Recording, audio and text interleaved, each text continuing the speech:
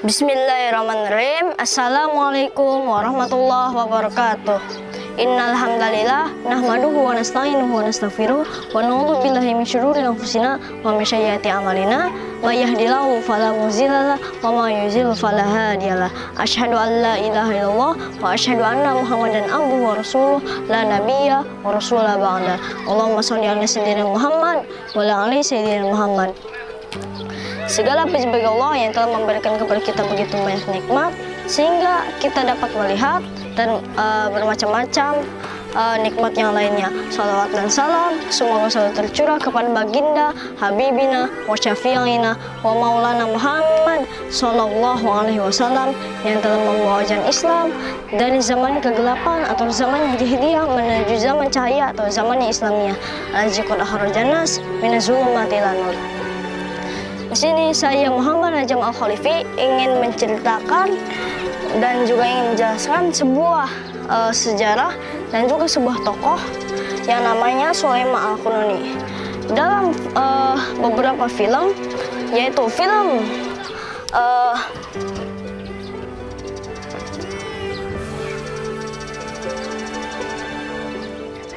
The King of Sulaiman,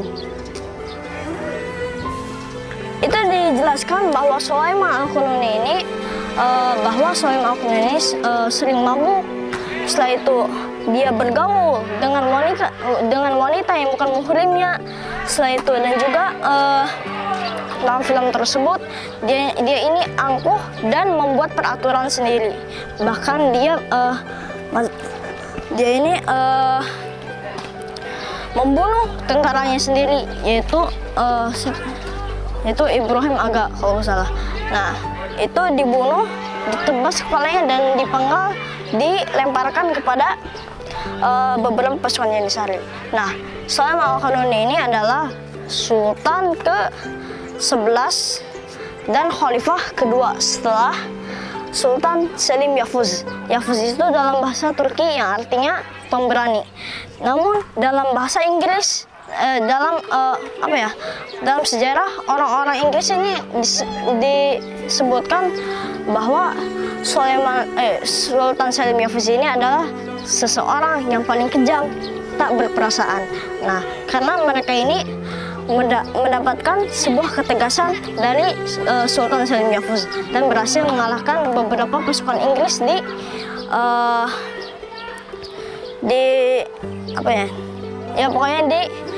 Eropa, terus di Eropa Barat. Terus setelah Andalusia runtuh, dia ini berhasil menaklukkan beberapa tentara Inggris yang ada di Spanyol pas waktu itu. Nah, akhirnya ketika Sultan Selim Yavuz ini meninggal, akhirnya sebuah tahta diberikan kepada Sulaiman Al-Qununi. Nah, Al-Qununi apa? Nah, Al-Qununi itu dalam bahasa Arab yang artinya terpercaya atau sultan yang sangat adil. Namun di dalam film ini Sulaiman Al-Qununi disebutkan sebagai seseorang yang tak adil, membuat peraturan sendiri dan juga sangat angkuh. Ketika Sulaiman Al-Qununi ini mendapat tahta, maka semua rakyat yang di seluruh penjuru Timur Tengah itu memberontak karena dia melihat Sulaiman Al-Qununi dia ini umurnya 24 tahun loh. Kata ini yang provokatornya 24 tahun, dia itu belum bisa apa-apa, dia ini bodoh pikirannya. Kata yang provokatornya itu orang-orang Yahudi, itu orang-orang Yahudi yang membuat provokator terhadap orang-orang muslimin yang ada Timur Tengah. Akhirnya beberapa kaum muslimin di Timur Tengah ingin membebaskan diri dari naungan kekhilafahan Turki Utsmani. Di antaranya adalah Irak, Syam, dan Mesir. Mereka ini melakukan pemberontakan terhadap Turki Utsmani.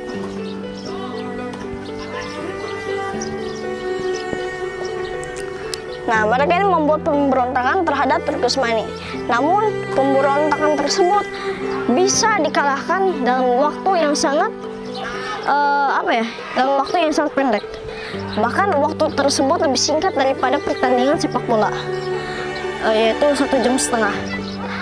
Setelah itu, setelah menaklukkan beberapa negeri ini, akhirnya Turki Utsmani melanjutkan invasinya hingga sampai ke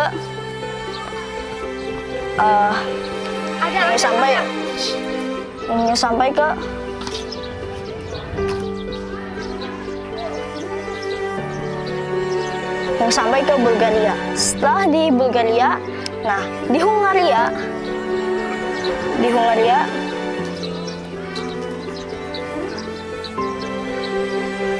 ini melakukan pemberontakan. Lalu Sulaiman Al-Qanuni ini teringat pada waktu dan pada masa kecilnya pada zaman Sultan Salim Yavuz.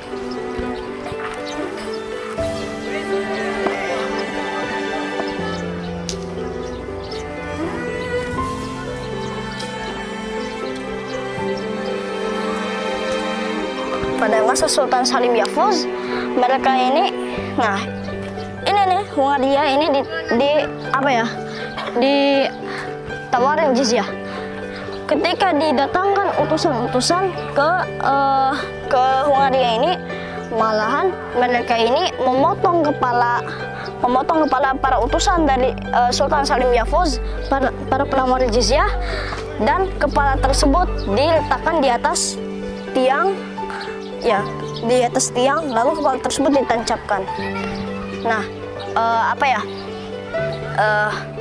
sejarah tersebut sekarang tersimpan di museum di Inggris. Sejarah tersebut, sebuah kertas yang ada di Inggris. Nah, setelah itu, karena teringat pada masa kecilnya, akhirnya Sulaiman Al-Qanuni melanjutkan invasinya ke Hungaria kembali.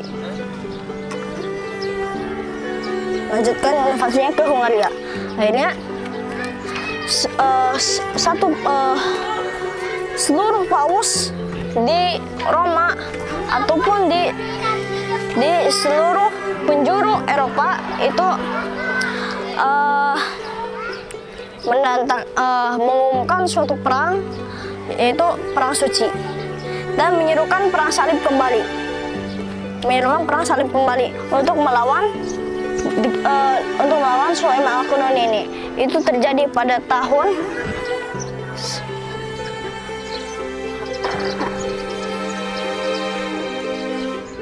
pada tahun 1524 Masehi. Akhirnya seluruh pasukan Sulaiman Al-Qanuni pergi ke Hungaria. Namun pasukan Hungaria yang dibantu oleh beberapa pasukan dari Eropa yang lainnya seperti Albania dan seluruh negeri Eropa bersatu. Itu seluruh negeri Eropa kecuali Spanyol, Prancis, dan Inggris. Mereka ini tidak berperang karena ada konflik. Akhirnya seluruh negara-negara yang ada di Eropa itu, semua negara, 24 koalisi Eropa melawan satu negara. Kira-kira 24 negara melawan satu negara, siapa yang menang? Menurut logika kita, pasti yang menang itu 24 negara. Tapi ini kekuasaan Allah, yang menang itu satu negara, yaitu Turki Utsmani. Satu negara, yaitu Turki Utsmani. Nah, sebelum perang tersebut, Sulaiman Al-Qanuni sholat tahajud, dan setelah sholat tahajud dia tertidur. Dalam tidurnya dia bermimpi bahwa Nabi Muhammad tersenyum dan melihat seluruh pasukannya yang siap berperang untuk melawan Hungaria. Lalu beliau terbangun, Sulaiman Al-Qanuni ini, lalu menyampaikan sebuah mimpi tersebut kepada pasukan Turki Utsmani. Akhirnya seluruh pasukan Turki Utsmani menggelorakan takbir dan juga mereka termotivasi karena mimpi tersebut. Akhirnya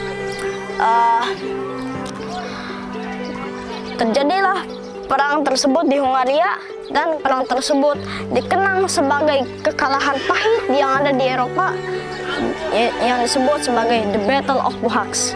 Itu dalam bahasa Inggris.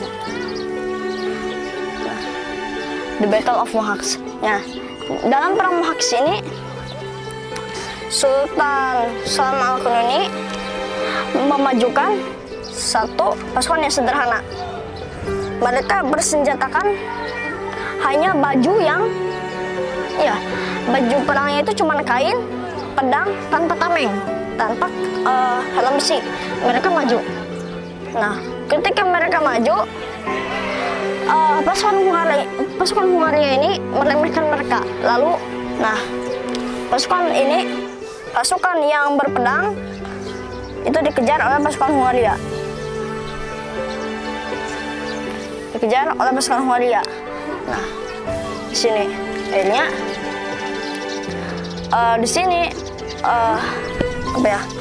jadi pasukan Turki Utsmani ini membentuk satu formasi. Formasinya itu seperti ini.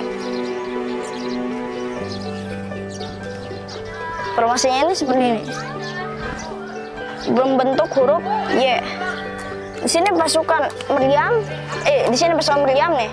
Di sini pasukan yang bersenjata senapan. Nah, ketika ini mundur, pasukan Eropa ini terkejut, dan dengan mata melongo hati mereka bergetar. Hati mereka ini merasa takut banget. Nah, takut banget ketika melihat persenjataan yang sangat canggih, persenjataan yang sangat kuat. Lalu pasukan Sulaiman Al-Qanuni menyerbu mereka, dan salah satu dari Raja Hungaria ini melarikan diri ke sebuah sungai di Sungai Danube. Sekarang itu dikenal sebagai Sungai Danube. Nah, ketika raja tersebut melarikan diri, karena baju besinya yang terlalu berat, dia ini masuk ke dalam sungai yang sangat dalam dan tidak bisa berenang karena baju besinya yang sangat berat. Lalu beberapa tentara ini hampir semua dan total semua pasukan salib ini terbunuh oleh pasukan kaum muslimin Turki Utsmani, dan berhasil menaklukkan Hungaria pada tahun 1524 Masehi. Akhirnya, ada beberapa pasukan yang tertawa. Kata Sulaiman Al-Qanuni apa? Kami tidak dalam peperangan ini tidak ada yang namanya tawanan. Dalam peperangan ini tidak ada yang namanya jizyah. Tapi kalian harus memilih dua pilihan, mati atau hidup. Itu kata Sulaiman Al-Qanuni. Yang hidup kami biarkan, yang mati kami akan bunuh. Nah, itu kata Sulaiman Al-Qanuni. Ya, itu kata Sulaiman Al-Qanuni. Akhirnya anaknya itu Sultan Mustafa kalau nggak salah. Ya, itu pernah gagal menaklukkan gerbang Wina pada masa Turki Utsmani hampir merosot kepemimpinannya dan mundur karena hutang-hutangnya yang sangat banyak.